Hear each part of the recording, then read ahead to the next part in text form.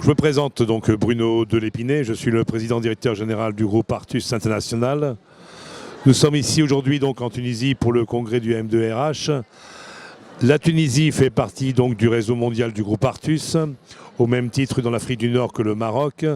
Nous y avons développé maintenant depuis 10 ans des activités de services, d'industrie en tant que personnel intérimaire et en tant que prestataire de services. Nous sommes situés sur Tunis avec 2 entreprises, Tunis Offshore et Tunis Onshore. Donc c'est la partie Artus Intérim qui travaille sur la partie des entreprises totalement exportatrices et puis la partie Onshore, Artus Service, qui travaille avec la Tunisie directement. Nous sommes aussi implantés donc depuis ces années-là à Bizerte, maintenant à Sousse, et nous ouvrons prochainement, pour le mois de décembre prochain, la nouvelle agence Artus dans le groupe de Tunisie, à Sfax. C'est un réseau actuellement qui est donc mis en place depuis 10 ans et qui développe des compétences en matière de recrutement, en matière de prestations et en matière de délégation qui relèvent du niveau français par rapport à leur expérience professionnelle et qui connaissent aussi des personnes sur place qui ont là une activité totalement expérimentée dans le cadre du travail temporaire. Ces personnes sont venues nous rejoindre depuis maintenant 10 ans et apportent leur expérience et leurs compétences au groupe Artus.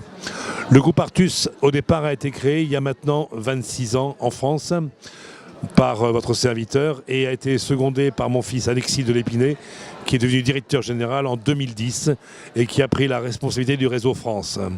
C'est un groupe qui va faire actuellement à peu près un chiffre d'affaires consolidé en 2018 de l'ordre de 150 millions d'euros hors taxes et qui entend se développer sur d'autres pays en 2019, notamment sur l'île de la Réunion entre autres.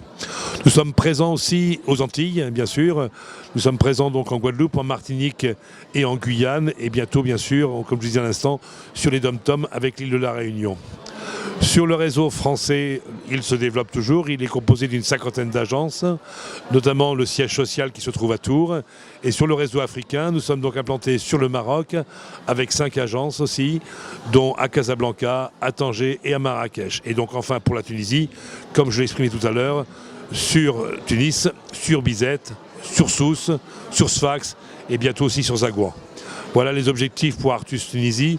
Monsieur Mbarki, donc, qui est après de moi, donc, qui est le directeur général d'Artus Tunisie, c'est lui qui met en œuvre la politique de la France à adapter directement sur le réseau tunisien et profite bien sûr de tous les cadres et les partenariats que nous avons avec les entreprises pour pouvoir les faire développer sur le réseau aussi de Tunisie et sur les activités tunisiennes.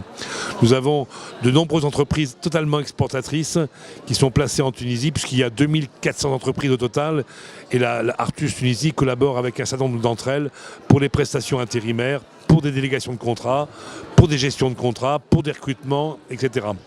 Nous avons mis en place aussi au niveau du groupe Artus une activité recrutement et placement premium qui s'appelle Premium, donc qui est dirigée en France par Madame de Bec-de-Lièvre et qui pour la Tunisie, pareil, développe son réseau et développe ses compétences pour pouvoir recruter des cadres, des dirigeants, des assimilés cadres, des postes à haute responsabilité et à haute valeur ajoutée pour le réseau tunisien. Et puis enfin, nous avons aussi la partie Artus RH, Artus Réseau des ressources humaines, qui elle met déjà beaucoup de compétences et de recrutement sur la partie donc du recrutement du personnel, sur des qualifications, je dirais, qui sont légèrement plus adaptées et plus basses.